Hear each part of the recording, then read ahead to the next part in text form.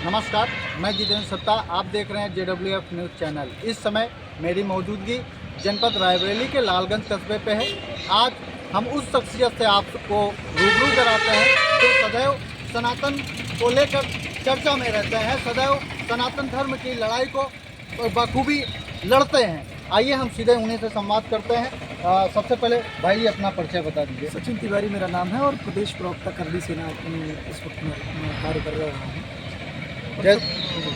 जैसा कि इस समय शिक्षा को लेकर अभिभावक बेहद परेशान हैं और काफ़ी मुद्दा गर्म है। इस विषय पे क्या कहना चाहेंगे जिले के जिम्मेदार अधिकारियों से और सरकार से?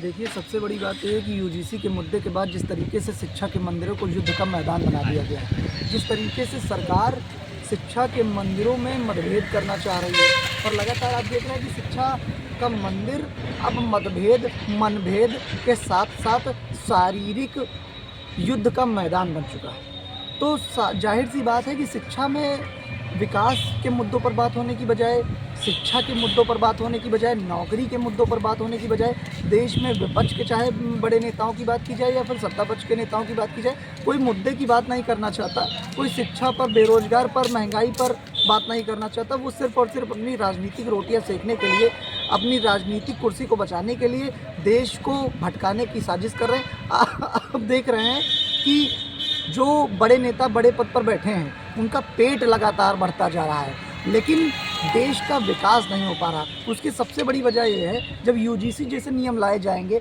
जब शिक्षा के मंदिर को युद्ध का मैदान बनाया जाएगा, तो आए दिन शिकायतें भी होंगी, आए दिन झगड़े भी होंगे, दंगे भी होंगे और जातिवाद की राजनीति का असर भी शिक्षा के मंदिरों पर देखने को मिलेगा। तो अगर देखा जाए तो अगर कोई पार्टी शिक्षा, स्वास्थ्य जैसे मुद्दों पर बात करेगी तो इस पर आप क्या कहना चाहेंगे? देखिए भैया, सबसे बड़ी बात यह है कि भारतीय जनता पार्टी की सरकार में सरकारी स्कूलों को छोड़कर जो प्राइवेट स्कूल हैं वो लूट का अड्डा बन चुके हैं। लगातार बच्चों की फीस बढ़ाई जा रही, बच्चों का जितना वजन नहीं हो उससे ज़्यादा वजन उनके बैग का हो चुका है।